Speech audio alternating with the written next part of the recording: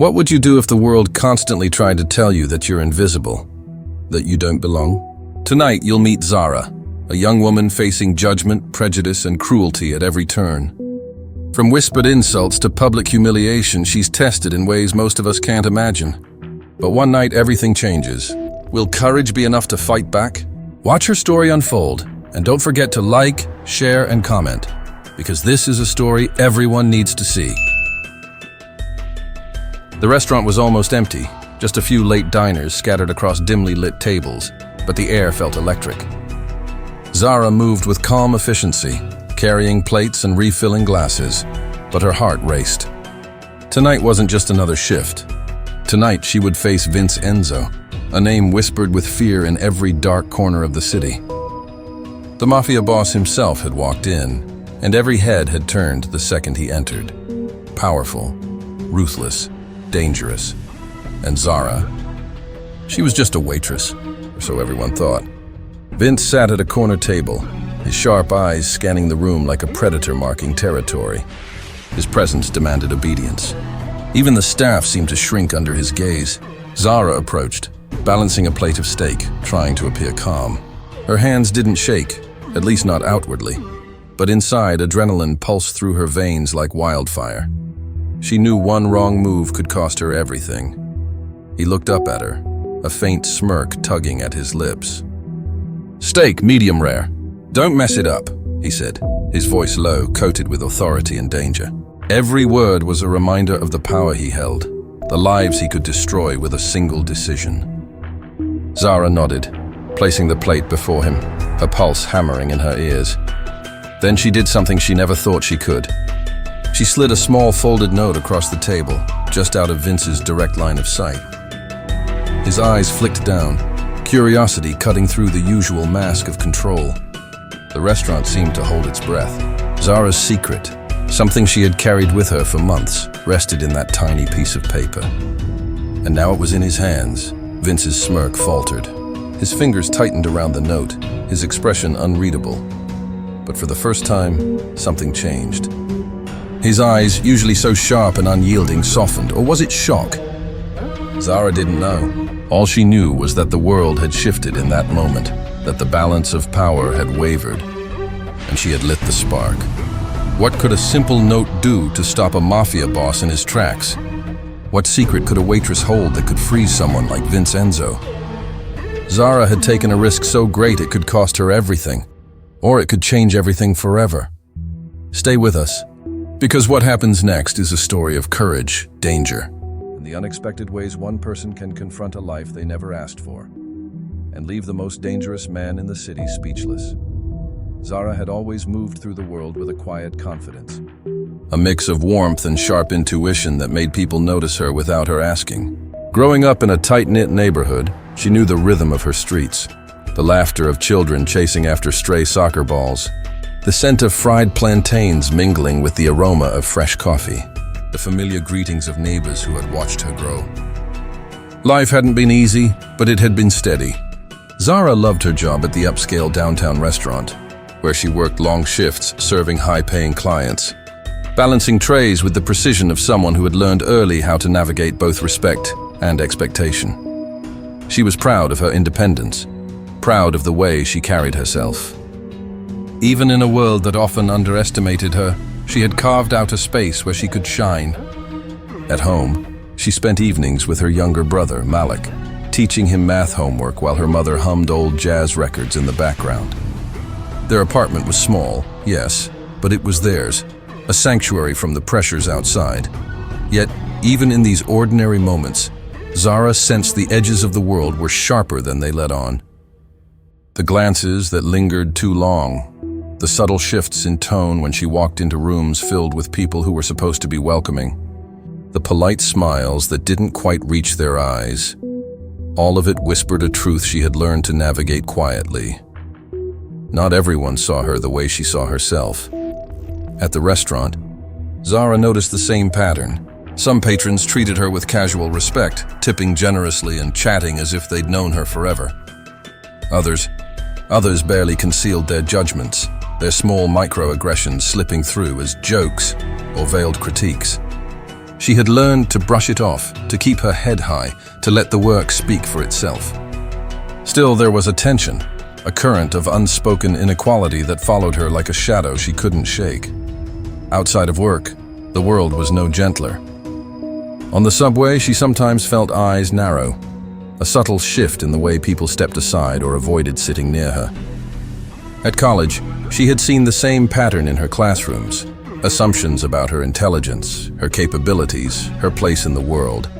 People often underestimated her, and sometimes she wondered if it was because of the color of her skin, a reality she had learned to recognize early, though she had never let it define her. But Zara's life was still full of joy, of dreams waiting to be pursued, of quiet victories that no one else could take from her. She had plans for the future, to finish her degree, to one day open a business of her own, to carve out a life that was entirely hers. She had learned to fight, yes, but she had also learned to savor the moments of normalcy, the small triumphs that reminded her she was more than the prejudices waiting outside the door. And yet, as she carried trays of food through the restaurant that evening, she couldn't help but notice the subtle tension in the air. There was a new manager in town, a man who seemed polite but whose eyes lingered a moment too long on certain employees. A wealthy couple at a nearby table whispered behind their menus, glances darting in her direction. Zara felt the familiar tightening in her chest, a premonition of the injustice creeping closer, an invisible line about to be crossed. Little did she know, the moments of ordinary life, the laughter, the hustle, the late-night study sessions, the quiet victories, were about to collide with a world that saw her differently, a world that was ready to test her strength, her courage and her belief in her own worth. The tension was almost imperceptible now, a whisper of what was coming. But soon, it would grow into a storm that would change everything. Zara thought she knew how the world worked. She thought she had learned to navigate it, subtle glances, veiled comments, quiet biases. But nothing could have prepared her for the storm that was about to hit. It started subtly, almost innocuously, on a busy Friday evening at the restaurant. She was taking orders, weaving between tables with the practiced grace that had earned her respect among her co-workers. But tonight, the glances felt sharper, the murmurs heavier. At one table, a group of wealthy patrons leaned in, whispering in low tones that carried just enough for her to hear. "You sure she knows what she's doing?" one of them said, smirking as his fork hovered above a plate. Zara forced a polite smile and kept moving, her stomach twisting. She knew this wasn't about her skills. It was never about her skills. It was about the way the world had been programmed to see her, to underestimate her, to dismiss her with the slightest glance. Then came the first real test of her patience. The manager, new, polished, and smiling with what she suspected was thinly veiled contempt, called her over. "Zara, are you sure you placed that table's order correctly?" he asked, his tone heavy with insinuation. "I double-checked it." "Sir," she replied evenly, trying not to let the tremor in her voice betray her. He leaned closer, lowering his voice as if no one else could hear. "We just want to make sure everything runs smoothly. You know." "Mistakes happen more than you think." Zara swallowed hard. She knew what he meant. Not mistakes like anyone else's. They were talking about her, about the skin she was born in. She walked away, gripping a tray so tightly her knuckles ached, a storm of anger and helplessness brewing inside her. The harassment escalated quickly after that. At the next table, a businessman scoffed when she brought him his drink. "Finally, someone who looks like they know what they're doing," he muttered, loud enough for her to hear. The words cut deeper than any knife. They weren't compliments, they were reminders. Reminders of all the times she had been judged before even speaking, dismissed before being seen. By mid-evening, Zara's shift had turned into a gauntlet. Every table seemed to carry a subtle accusation, a mocking glance, a tone of disbelief. Co-workers whispered behind her back, some clearly uncomfortable, some complicit in their silence. She realized with a jolt that the system itself, the restaurant, the city, the rules of polite society, was conspiring against her quietly, invisibly. But it wasn't just the customers or the management. On the subway ride home, a group of teenagers shoved past her, laughing as they called out racial slurs. At a crosswalk, a driver honked aggressively when she stepped off the curb, yelling words she had heard too many times before. The city, which had once felt like home, now felt like an obstacle course designed to remind her of her place. And yet, amidst the humiliation and fear, something inside Zara hardened. Every sneer, every dismissive comment, every subtle act of injustice became fuel. She would not shrink. She would not disappear. She would endure, and she would fight.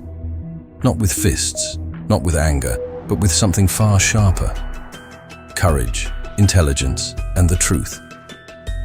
Her first real opportunity came sooner than she expected.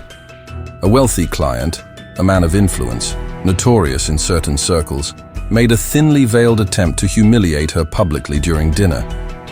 He leaned forward, smiling in that way that made everyone uncomfortable, and asked her to explain a procedure she had performed flawlessly. When she answered with clarity and poise, he scoffed, shaking his head and laughing at what he assumed would be her embarrassment. But Zara didn't falter. She held her head high, letting her words land with precision. The restaurant grew quiet. For a moment, even the manager seemed taken aback, as if surprised that she could stand her ground so calmly. Still, the tension only grew. Rumors began circulating. False stories about mistakes, exaggerated tales that painted her as incompetent. The systemic injustice she faced wasn't just interpersonal. It was structural. HR ignored her complaints, framing them as misunderstandings. Supervisors treated her with condescension, their policies twisted against her in subtle, maddening ways. The breaking point came one late night. A patron, drunk and aggressive, accused her of overcharging him, a claim she knew was baseless. When she calmly explained the facts, he laughed and said, "I wouldn't expect someone like you to understand." His words were loud, cutting through the restaurant like a knife. Heads turned. Some chuckled. Some avoided her gaze. And for the first time, Zara felt the weight of invisibility crush her. Not the invisibility of being overlooked, but the invisibility of being treated as less than human. Yet, in that crushing moment, she found clarity. She wouldn't be silenced. The injustice, the harassment, the casual cruelty, it was all part of a narrative she refused to accept as her own. And as she returned to the kitchen, wiping tears from the corner of her eyes, she knew something had to change, somewhere. Beyond the whispered jokes, beyond the scornful looks, beyond the system designed to hold her down, there was a moment waiting, one that could turn everything on its head. The stakes were high, the danger real, and the path forward uncertain. And that path would soon lead her to a confrontation no one expected. A confrontation with power, privilege, and a truth that could leave everyone stunned. The restaurant was packed that night, buzzing with the hum of conversation and clinking silverware. But for Zara, the world had narrowed to one point, the table where Mr. Caldwell sat. The wealthy client, influential, arrogant, and utterly convinced of his superiority, had a reputation for humiliating staff. Tonight, it was her turn. She approached with her usual professionalism, tray balanced perfectly, heart hammering in her chest. The air felt heavier than usual, as if the room itself was holding its breath. Vince, the Mafia Boss who had appeared in her story weeks ago in another incident, wasn't here this time, but the stakes felt the same. One wrong move, one poorly chosen word, and the world could see her crumble. Mr. Caldwell looked her up and down, the smirk on his face sharp enough to cut. "Ah, Zara," he said, voice dripping with faux charm. "Tell me, how does someone like you even get a job here?" The words weren't just insulting, they were calculated to demean, to remind everyone present of what he believed she lacked. Competence, intelligence, worth. Zara froze for a heartbeat, then forced herself to breathe. Her hands gripped the tray until her knuckles turned white. She had faced small prejudices, whispered jokes, and veiled glances. But this, in front of the entire restaurant, was designed to break her. Her stomach twisted, a familiar knot of anger and fear. "Someone like me?" she repeated, voice steady but low, drawing the attention of the table around them. Every head turned. Some leaned in, curious. Some watched judgmentally. Some were just waiting for the spectacle to unfold. "Yes," he said, leaning back, his laughter soft but sharp. "I mean, honestly, do you even know how to serve a customer without messing it up?" The heat rose to Zara's cheeks, but she refused to let it show. She had endured too much for too long to crumble now. Her gaze met his unwavering. And then, something inside her snapped. The combination of years of dismissal, casual racism, and invisible barriers building up like a pressure cooker in her chest. "I do know how to serve a customer," she said, her voice ringing clear across the table. "And I do it better than anyone who thinks my skin, my gender, or my background defines my worth." A ripple of shock ran through the room. Mr. Caldwell blinked, the smirk faltering for just a moment. Zara continued, her voice growing stronger with every word. "For years I've endured whispers, judgments, and assumptions that I'm less than. And for years I've worked hard, proven myself, and carried every insult silently. But not tonight, not anymore." She set the tray down carefully, deliberately, and held his gaze. Every patron at nearby tables was listening now. The hum of the restaurant faded, replaced by the weight of her words. "You've underestimated me because you think my identity makes me invisible. But I am seen, I am capable, and I will not allow anyone to define my worth for me," she said, voice unwavering, trembling only from the surge of emotion she had held in for so long. For the first time, Mr. Caldwell seemed unsure. The confidence that had radiated from him like armor was cracking. He opened his mouth, perhaps to fire back, to reassert control, but Zara wasn't finished. She reached into her apron pocket and pulled out the small notebook she had kept hidden. A record of every slight, every injustice, every time someone like him had tried to diminish her. "I've documented everything," she said, holding it up. "Every moment of disrespect, every lie, every insult. And if anyone thinks I won't hold them accountable, they're wrong. Because this isn't just about me. It's about everyone who's been made to feel invisible, dismissed, or unworthy. And I refuse to be silent any longer." The silence was deafening. Patrons shifted uncomfortably, sensing the weight of what was happening. Mr. Caldwell's face hardened, but there was hesitation there now, something Zara had never seen in him before. And then, as if the universe itself was waiting for her final move, she added softly but with unshakable resolve, "You can laugh, you can scoff, you can try to intimidate me, but I am not afraid of the truth anymore. And the truth will always find a way to be seen." For a long moment, the room held its breath. Even the staff who had quietly watched exchanged glances of disbelief and awe.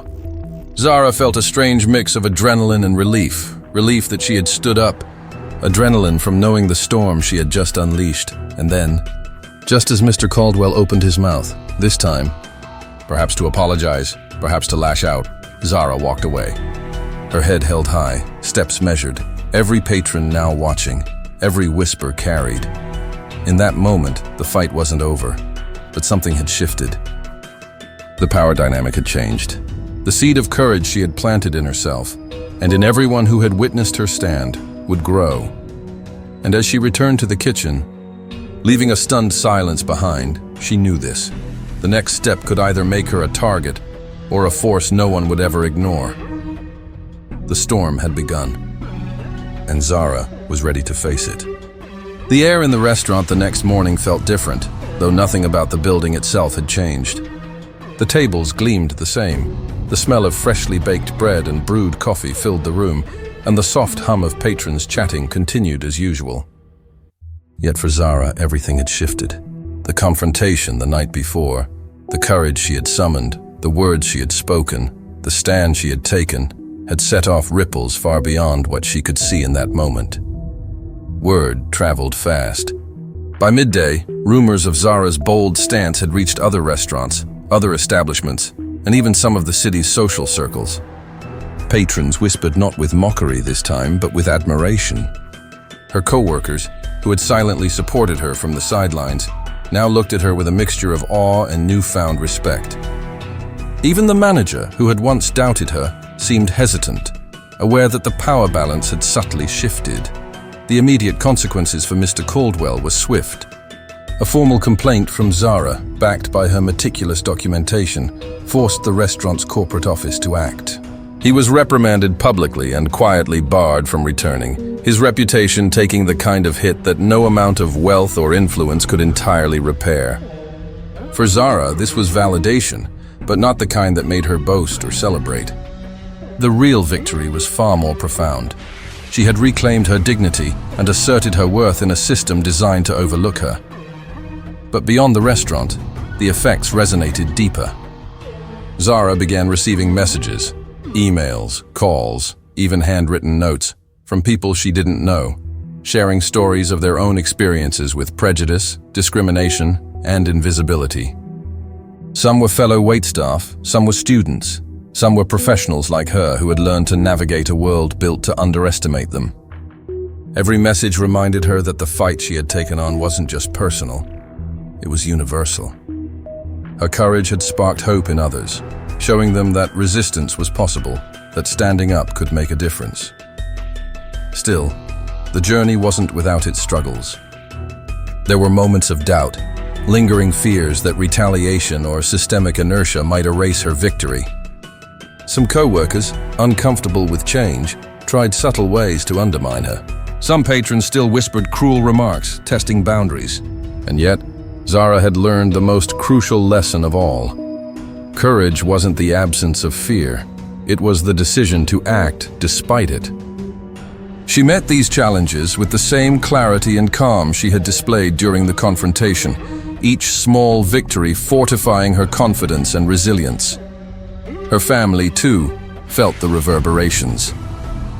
Malik, her younger brother, looked at her differently now, not just as a sister, but as a role model. Their mother, who had worried every day about the world's cruelty toward her children, finally allowed herself to breathe a little easier, seeing that Zara could navigate adversity with strength and grace. The impact on her family was profound. What had started as a personal struggle became a shared triumph, a lesson in resilience and unity that would echo through their lives for years to come. Zara also began to take on a broader role in her community. She volunteered to speak at local schools and youth centers, sharing her story with young people facing systemic barriers and prejudice. She emphasized that courage was contagious, that even a single act of resistance could ignite change, and that no one should ever let the world convince them of their invisibility. Each time she spoke, she saw the same spark she had felt in herself, the recognition that standing up mattered, that actions could challenge injustice, that hope was never wasted. The restaurant itself slowly transformed as well. Management, influenced by Zara's courage, implemented stricter policies against harassment, more robust diversity training, and channels for staff to report discrimination without fear.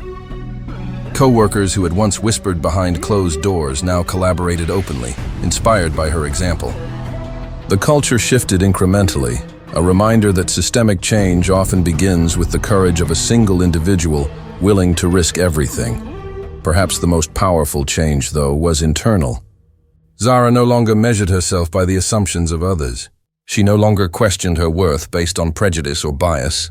Her self-respect, once fragile and tested daily, became unshakable. She had faced the cruelest edges of the world and emerged not only intact, but strengthened, carrying with her the knowledge that courage, dignity, and truth were far more enduring than fear, hatred, or bias, and yet she never forgot the lessons learned from the struggle itself. Racism, prejudice, and systemic injustice were not just abstract concepts.